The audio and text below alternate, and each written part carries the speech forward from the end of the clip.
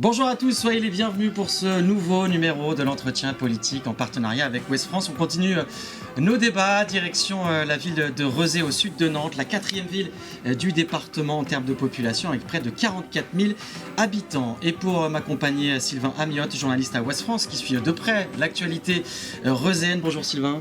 Bonjour. Merci d'être avec nous. 4 candidates et candidats à vous présenter. Agnès Bourget, 52 ans, maire d'Hiver Gauche sortante à ce poste depuis 2022, ancienne CPE dans un collège, tête de liste Rezé citoyenne, une gauche unie et solidaire. Avec nous également Brigitte Doucet, 63 ans, professeure d'économie et de gestion dans un lycée professionnel, candidate de la droite et du centre, tête de liste Nouveau Cap pour Rezé. Rachid Zenaini, 55 ans, chef de chantier, technicien supérieur en plomberie, candidat à la France Insoumise et tête de liste Rezé Insoumise. Et puis également avec nous Walter Bonomo, 57 ans, cadre de la fonction publique, ancien adhérent du Parti Socialiste et membre de la liste Agir pour Rezé. Bonjour à vous 4. Bonjour. Merci beaucoup d'avoir accepté notre invitation.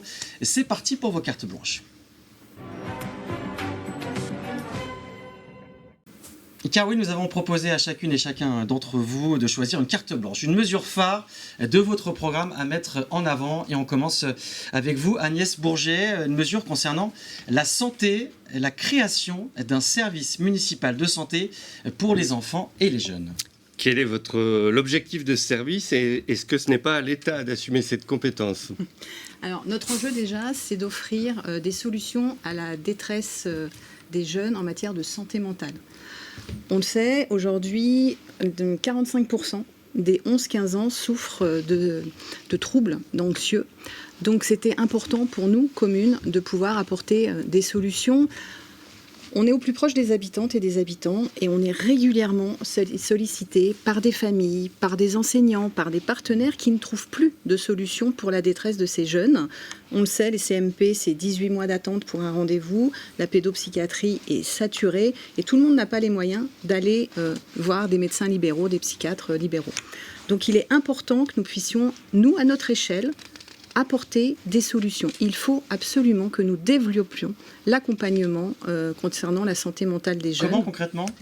Alors concrètement, ça va être à travailler avec des professionnels parce qu'il nous faut des professionnels pour répondre à cette question de la santé mentale des jeunes et des enfants. On ne peut plus avoir un enfant, une famille démunie, seule face à cette question. Et prendre soin de la santé mentale des enfants et des jeunes aujourd'hui, c'est prendre soin des adultes de demain. Donc ce sont des embauches. Combien vous avez évalué le coût de ces services ? C'est pas forcément, soit ça sera avec la municipalité, soit ça sera avec des partenaires, avec des professionnels de santé. C'est des choses que nous devons absolument travailler avec les professionnels, les familles qui souffrent collectivement de ce projet, de ce problème, et évidemment voir comment nous allons monter ce projet. Walter Bonomo, alors dans votre programme, vous souhaitez, je cite, favoriser l'information et la prévention autour d'enjeux sociétaux. Ça veut dire quoi concrètement ? Vous avez trouvé ça où ? Sur votre site internet, Agir pour Rezé. D'accord. Non, la question est vague. Moi, j'avais plutôt envie de réagir. Effectivement, c'est un vrai sujet. Effectivement, la santé mentale des jeunes.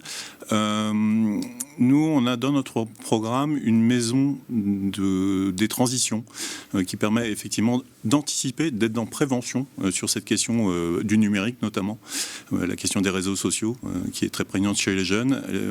Il y a beaucoup à éduquer, à informer. Donc on est plutôt en amont effectivement de cette proposition qui est intéressante en tant que telle. Ouais. Vous en pensez quoi, vous, Madame Doucet ? C'est un service, c'est aussi un coût. Est-ce que vous seriez prête justement vous à l'assumer ou est-ce que vous dites que c'est une compétence de l'État ? Alors, c'est vrai que c'est une compétence de l'État qui, aujourd'hui, c'est vrai que c'est un vrai problème. De par ma profession, je suis confrontée à ça aussi. C'est vrai ça manque de services. Maintenant, est-ce que c'est à la commune en tant que telle? Alors après, Madame Bourget, votre projet est assez flou. Bon, peut-être que ça s'étudie, mais en tout cas, à ce stade, je vois pas vraiment comment dire, les contours, le modèle que vous proposez. Monsieur Zenaini, vous préconisez les conseils locaux de la santé mentale. C'est quoi exactement ? On s'est aperçu que dans notre département, on manque de services de psychiatrie, de psychanalystes, de vraiment les acteurs qui sont au cœur des vrais problèmes de santé. Et effectivement, je rejoindrai Madame Agnès Bourget sur ce projet-là d'apporter plus de services à la personne, donc plus de services de santé. Et pourquoi pas développer, enfin dans notre programme en tout cas, on développera un service de santé municipal. Donc c'est à peu près, ça rejoint la proposition de Madame Bourget, c'est ça? Ça rejoint, mais on pourra aller encore plus loin dans ces propositions-là. Agnès Bourget, on vous a demandé justement des précisions peut-être sur ce que vous vouliez faire. Vous avez déjà un petit peu réfléchi à un... Non, déjà, je voudrais répondre à différentes choses. Ouais. C'est vrai, la commune n'a pas à se substituer à l'État. Pour autant, la commune, c'est ce qui permet de répondre au plus proche. Donc déjà, ça, c'est important. Un coût, oui, ça aura un coût, évidemment. Mais c'est un sujet qui est fondamental. On ne peut pas se satisfaire que la 3e cause de décès des 15-29 ans, ça soit le suicide. Parce que c'est ce qui se passe aujourd'hui en France. Donc ça aura un coût. Mais on est prêt à l'assumer. Moi, je suis prête à l'assumer. C'est vraiment une question que je souhaite porter très fort. Il y a d'autres sujets, d'autres thématiques, je pense à la sécurité, mais il y en a d'autres où vous n'acceptez pas de prendre le relais de l'État. En tout cas, vous dites que c'est à l'État d'assumer. Cette thématique, c'est important pour vous de prendre le relais. C'est une thématique qui est très transversale. Prendre soin des enfants et des jeunes, faire en sorte que ce soit des adultes qui aillent bien, c'est forcément résoudre aussi un certain nombre de problématiques pour l'avenir. Walter Bellemot, vous souhaitiez réagir justement ? Oui, cette problématique, elle est intéressante, mais il y en a plein de problématiques au niveau d'une commune, donc il y a des choix à faire. Si on regarde l'équation budgétaire qui est devant nous, on a 28 millions d'investissements qui sont projetés sur 2025, qui ont été votés récemment. 28 millions, c'est beaucoup pour une ville comme Rozay, donc il y a des choix à faire. Donc peut-être que ce choix est intéressant. Est-ce qu'on pourra l'assumer ? C'est pas à nous d'en décider. C'est les gens qui assument, en fait, c'est ceux qui ont payé les taxes foncières. Et on voit qu'à Rozay, les taxes, elles ont augmenté. Donc ce serait pas une priorité du coup dans votre J'ai programme ? pas dit ça. Ça se regarde, mais il y a des priorités à faire. On a le sentiment que on a une municipalité qui fait sa liste des courses, en fait, et au final, c'est les citoyens qui payent l'addition. Vous vouliez réagir, monsieur Zenaïni ? Oui, la taxe foncière, pour nous, c'est un impôt injuste, parce qu'on ne prend pas en considération les propriétaires qui ont beaucoup de biens, et on ne prend pas aussi en considération les revenus de ces propriétaires. Vous voyez ? Donc, on veut supprimer, on a supprimé la taxe d'habitation, d'accord, qui n'a pas été compensée par vos amis, Madame Doucet, qui au gouvernement nous versent pas les 2,5 milliards de subventions qui doivent revenir dans les collectivités, c'est-à-dire dans nos villes. Donc, vous voyez, dans vos propositions que j'ai lues, vous voulez supprimer la taxe d'habitation. Oula. La taxe foncière, excusez-moi. Non plus. Ah bon, d'accord. Répondez, Mme Doucet, on va ensuite enchaîner avec une autre carte blanche. Oui. Allez-y, je vous laisse répondre Alors rapidement. écoutez, voilà, je m'attendais un petit peu. En fait, c'est surtout ce qu'on ne veut pas plus arroser, c'est de reporter les problèmes politiques nationaux sur le local. Voilà. Et puis, au niveau de la taxe foncière, on veut geler les taux communaux. Ah, c'était Voilà. gelé. Voilà. Pardon, excusez-moi. On enchaîne avec la deuxième carte blanche de ce débat. Elle vous concerne justement, Madame Doucet, elle concerne la sécurité. Tripler l'effectif de la police municipale. La sécurité à Rezé, est-ce qu'elle justifie ce triplement ? Vous souhaitez donc passer de 7 à 21 agents. Expliquez-nous pourquoi. C'est l'insécurité ou le sentiment d'insécurité qu'il faut... Je vais vous répondre. Oui, parce que Rezé, en fait, c'est une histoire collective. Une histoire de famille, une histoire de seniors, une histoire d'associations, d'entrepreneurs, de commerçants, d'artisans. C'est aussi l'histoire de ceux et celles qui vivent à Rezé, qui travaillent, qui élèvent leurs enfants. Donc notre responsabilité aujourd'hui, c'est faire en sorte que chacun et chacune s'y sente bien, en sécurité et respecté. Notre priorité, oui, c'est la tranquillité publique. Donc la sécurité, pour vous, justifie aujourd'hui à Rezé, elle est un peu moins élevée que dans d'autres communes de l'agglomération. Néanmoins, pour vous, c'est important de... Donc la tranquillité publique avec effectivement davantage de présence humaine, une police municipale de proximité, visible, connue et reconnue. Et armée également ? Alors, ça, je suis très à l'aise avec ça, c'est-à-dire que pour la propre sécurité de nos agents, oui, pas d'armes létales, bien sûr, mais équipés de tasers. Qu'est-ce que vous en pensez, vous, monsieur Zenaïni? Vous dites favorable, vous, à une police municipale de proximité, de prévention seulement, estimant là aussi que c'est d'abord à l'État d'agir en matière de sécurité. Quels effectifs préconisez-vous si vous êtes élu? Alors, moi, déjà, pour commencer, pour parler de sécurité, moi, je voudrais que notre commissariat à Rozay soit ouvert le jour, le soir et le week-end, par exemple. Déjà, ça, c'est la première des choses à faire. Ensuite, pour la police municipale, il faut réorienter ses missions. Pour nous, la police municipale, il faut qu'elle soit en lien direct avec la population, les commerçants et les acteurs sociaux tous les jours, et notamment les médiateurs.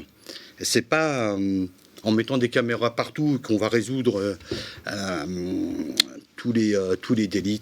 Mais vous savez, Madame Doucet, hein, les premières violences et les premiers délits, ce sont dans les sphères familiaux. C'est là qu'il y a le plus de problèmes, c'est là qu'il y a le plus de violence.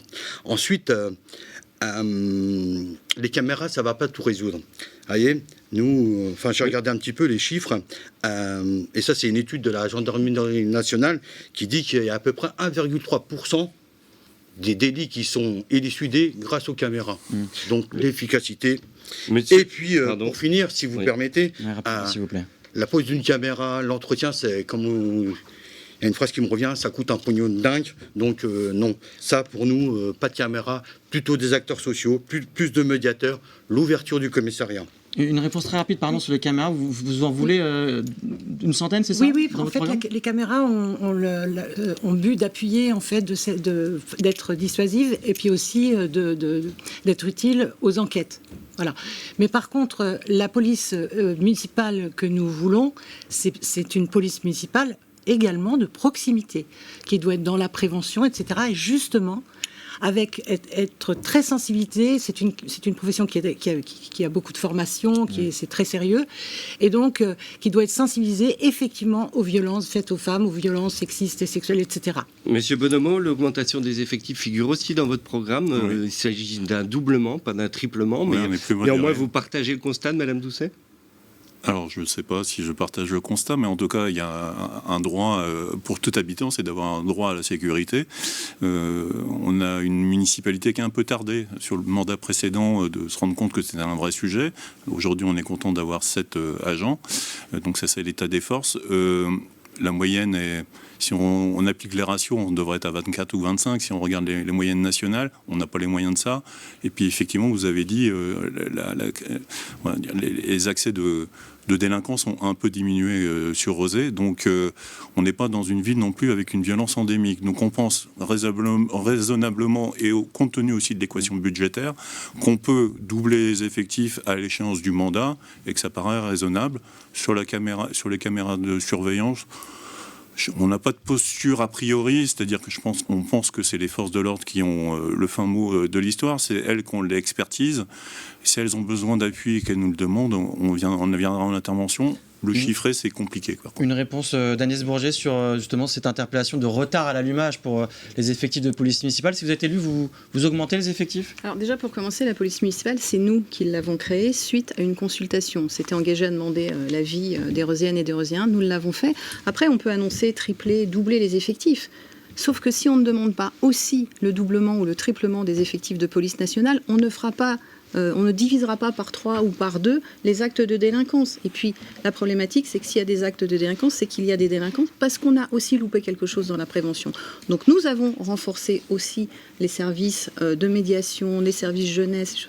Donc, voilà, à un moment donné, il faut aussi se rendre compte que c'est une compétence d'État et que sans la police nationale, on ne résoudra pas les problèmes de cambriolage. Que concrètement, vous prévoyez de stabiliser les effectifs ou éventuellement de les augmenter? Alors, très concrètement, c'est une question qui sera à se poser sur le prochain mandat avec l'augmentation de la population rozéenne et à adapter au vu des besoins de la ville. 2 réactions, d'abord Walter Bonomo, puis ensuite Madame Doucet. Alors effectivement, vous avez créé la police de proximité parce que vous étiez en situation. Ceci étant, vous n'étiez pas forcément d'accord au départ pour en créer une, où il y a eu débat dans votre majorité. Et finalement, comme vous n'avez pas réussi à trancher, vous avez demandé aux habitants de trancher. Excusez-moi, nous nous étions engagés dans le programme à demander l'avis aux habitants. Vous pouvez reprendre notre programme de 2020. Et nous étions engagés. La conférence citoyenne n'a pas acté et n'a pas tranché sur ce sujet. Nous sommes donc allés demander l'avis aux Roséennes et aux Roséens comme nous nous étions engagés. Votre tête de liste, M. Bonomo, M. Mosser, Oui. a appartenu à une majorité qui n'a pas créé de police municipale. Non, effectivement. Je ne sais pas s'il a eu Après, c'était un autre contexte. C'était un autre contexte. Donc, Brigitte Doucet, pour terminer, peut-être aussi sur la question du coût de votre mesure. Alors, en fait, pour répondre aussi, c'est que en fait, si on veut que la police municipale se déploie tous les jours aux horaires atypiques, etc., 24 heures sur 24 avec un système d'astreinte, c'est vrai qu'il faut un effectif. Et donc, votre question portait sur le coût, oui. Ben, Caméra plus triplement des effectifs. Oui, tout à fait. Ça fait un coût de fonctionnement, un coût d'investissement, mais une ville comme Rezé doit se donner les moyens de sa tranquillité. Vous n'avez pas chiffré ?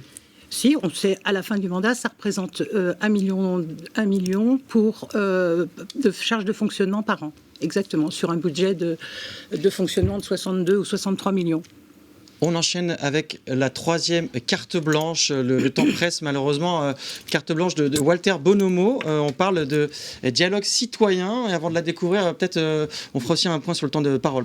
Création d'un conseil économique, social et environnemental communal. On vous laisse présenter ce que ce conseil changerait. Et puis ensuite, un point sur les temps de parole. En fait, il faut peut-être rappeler le contexte. Au cours de notre campagne, on s'est rendu compte que beaucoup d'habitants étaient assez critiques sur les dispositifs de participation citoyenne. Ils ont le sentiment de ne pas être écoutés. On pense notamment sur le quartier du Château où il y a un vrai problème.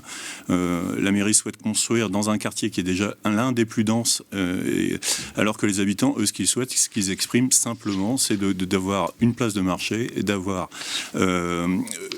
plus d'espace vert. C'est pas ça qu'ils demandent. En fait, on est dans une situation de vrai dialogue de sourds. Nous, ce qu'on souhaite, c'est une démocratie en acte. Donc, effectivement, on a un certain nombre de propositions. On souhaite d'abord, et c'est la moindre des choses, d'avoir des élus présents sur le terrain en capacité de dialoguer et d'écouter, et c'est pas le cas aujourd'hui. Nous souhaitons créer effectivement un parlement des habitants pour mobiliser l'ensemble des forces vives sur des sujets prospectifs à enjeu pour la ville. Qui se substituerait au conseil municipal ou qui donnerait un avis au conseil municipal? Qui donnerait un avis qui serait effectivement plutôt consultatif, mais en tenant compte effectivement des avis proposés. On souhaite aussi organiser, comme vous l'avez initié, on trouve que c'est une initiative intéressante sur les conventions citoyennes et plus de référendums locaux. On souhaite, et par rapport à cette situation aussi problématique sur le quartier du Château, reconnaître un droit à la contestation, ça, avec des seuils à définir. Et puis pour définir, dans notre programme, on a aussi une mesure qui, moi, me tient à cœur, c'est celle de créer une école de la citoyenneté, parce qu'il faut préparer les citoyens à prendre des responsabilités. On va juste faire un petit point sur les temps de parole, Sylvain, avant de poursuivre, avec un petit peu de retard pour Monsieur Zenaini, mais vous aurez votre carte blanche évidemment juste après. Madame Bourget, oui, le dialogue a été compliqué au sujet du réaménagement de la place Odette-Robert, qu'évoquait Monsieur Bonomo à l'instant. Je vous remercie. Avec une pétition qui a recueilli 2600 signatures. Est-ce que vous assumez une part d'échec, comme le suggère Monsieur Bonomo? Non, moi je dis que c'est totalement l'exemple où le dialogue citoyen a été une réussite. Je suis désolée, Monsieur Bonomo, mais c'est exactement le dialogue citoyen et la consultation qui a fait bouger un projet qui était prévu au départ d'une certaine manière et qui a bougé au vu de ce que les habitantes et les habitants ont demandé. Le marché était prévu autre part, il restera sur la place Odette-Robert. Les bâtiments, il y en aura une partie sur la place Odette-Robert, une partie sur la Chenot, il y aura de la végétalisation et il restera des places de parking. Donc c'est exactement la consultation qui est une réussite et où on a entendu les habitantes et les habitants. C'est pas exactement le projet que vous allez déposer demain à la métropole. C'est exactement le projet que nous allons déposer demain à la métropole. Monsieur Zenaini, vous avez un peu de retard. Vous êtes assez critique sur la démocratie participative opérée par la majorité sortante. Dites-nous en plus. Oui, alors nous déjà, pour ce sujet-là, on voudrait le renforcer et aller encore plus loin. C'est-à-dire que nous, on veut vraiment créer des conseils de quartier de proximité. C'est-à-dire que ça soit ouvert à tous les habitants et à tous les Rosiennes. Et que quand même, qu'il y ait une partie de ces gens qui s'intéressent et qui viennent nous rencontrer, qui viennent proposer qu'ils soient aussi tirés au sort. Parce qu'on s'est aperçu que c'est toujours les mêmes personnes qui reviennent, qui consultent et tout ça. Donc vraiment, il faut aussi aller chercher les gens qu'on n'entend pas, qu'on n'écoute pas. Avec aussi des temps réservés à des questions d'habitants pendant le conseil municipal, c'est la place pour ces questions-là? Oui, je pense que il y a toute sa place pour aussi laisser un peu de temps aussi à ces habitants qu'on n'entend pas et qui voudraient s'exprimer. Mais je voudrais revenir aussi sur la dotation des enveloppes que Mme Bourget avait mis en place, qui était de 5 000 €, d'accord, pour les 7 quartiers. Mais on pourra aller encore plus loin. Enfin, ça, c'est une proposition. C'est aussi un budget participatif à 10% d'investissement. Vous voyez, donc ça fait une enveloppe beaucoup plus grande. Et là, les citoyens et les Rosiens et les Rosiennes pourront encore plus se projeter pour des projets qu'ils font pour eux-mêmes. On va donner la parole à Brigitte Doucet sur cette question. Vous proposez un dispositif J'ai rendez-vous avec le maire, notamment. C'est réaliste, ça, dans une mairie de 44 000 habitants, de dire la porte est ouverte? Alors, oui, parce que la première la respiration démocratique, la première des respirations démocratiques, c'est de répondre aux habitants quand ils nous sollicitent. C'est pas le cas aujourd'hui. Donc effectivement, ça commence par des rendez-vous réguliers le premier samedi de chaque mois, par exemple. Les habitants prennent rendez-vous et la maire leur répond et surtout, les écoute et surtout apporte des réponses.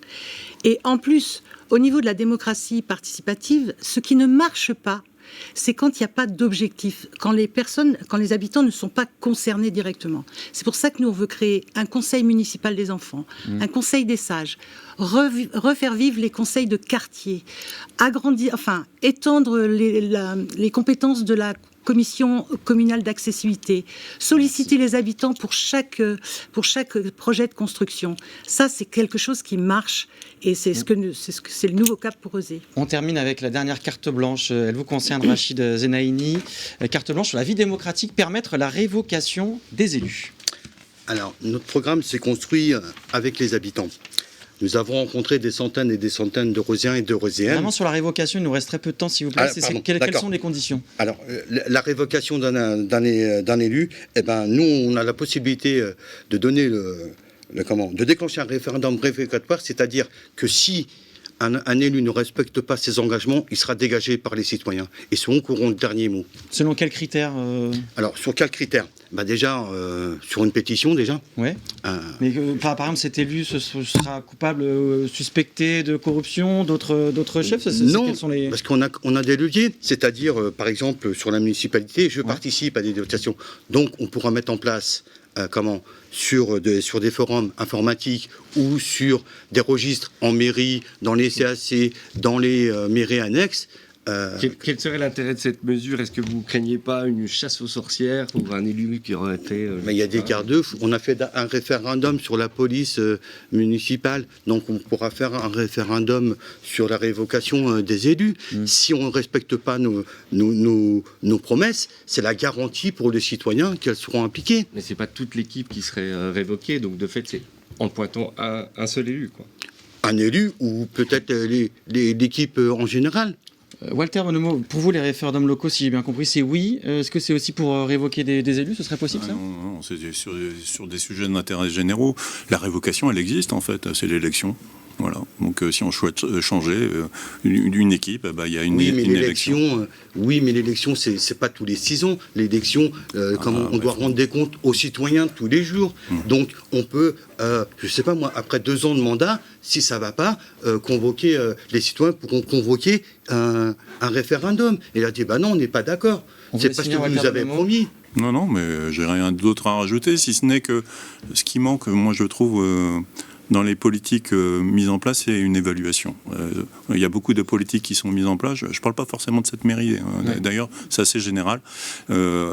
On peut arbitrer à partir du moment où il y a une évaluation. Or, dans bien des cas, les politiques publiques ne sont pas évaluées. Vous voulez réagir, Agnès Bourget, justement? Nous avons fait le choix, sur ce mandat, de créer l'Observatoire des engagements, donc des citoyennes et des citoyens tirés au sort, accompagnés par des garants bénévoles qui ont accès justement aux politiques publiques et qui viennent évaluer et qui viennent commenter ce que nous avons fait sur ce mandat et qui ont après la possibilité d'avoir des cartes blanches dans le Rosé mensuel et de faire part à leurs concitoyennes et concitoyens de leur avis sur ce qu'a fait la municipalité par rapport à ce à quoi nous nous étions engagés. Donc voilà, et c'est quelque chose que nous souhaitons poursuivre. Brigitte Doucet, vous avez une charte de l'élu local dans votre programme, Oui. c'est ça? Oui, parce qu'en Existe fait, déjà. oui, mais c'est bien de remettre en marche une nouvelle charte quand il y a une nouvelle municipalité. Alors moi, Monsieur Zenani, on est hors sol là, parce que moi j'ai trop de respect pour les gens qui s'engagent, autant tous autour de cette table, j'ai trop de respect pour les gens qui s'engagent, qui donnent de leur temps, etc. Moi aussi. Donc les prendre comme ça, vous parliez tout à l'heure, je trouve ça super violent, quoi. Pourquoi ? Je suis pas sûre que ça intéresse les Reuséens et les Reuséennes, et je suis pas sûre que ça change leur quotidien. Madame, c'est vous qui êtes hors Il sol. reste quelques Madame, secondes. c'est vous qui êtes hors sol. C'est vous qui n'avez pas écouté nos concitoyens. C'est eux qui souffrent. Vous savez ce qu'ils vivent au château. Vous savez qu'il y a des familles qui ont le frigo vide à la 15 ou 15 du mois. Vous savez Alors, tout ça. ça n'a rien à voir avec D'accord, votre ça n'a rien à thématique. voir avec la force. Si aujourd'hui on ne donne pas le dernier mot aux citoyens, vous croyez que c'est comme ça qu'on va redonner leur confiance, qu'on va regagner leur confiance Alors, avec les c'est politiques précisément, je vous retourne le merci. compliment. Merci beaucoup à tous les quatre d'avoir participé Merci. à ce débat et d'avoir Merci à vous. dévoilé vos cartes blanches. Merci beaucoup Sylvain Merci. pour ce débat en partenariat avec Ouest France évidemment. D'autres débats à suivre sur Télé Nantes, la chaîne des élections municipales en Loire-Atlantique. À très bientôt.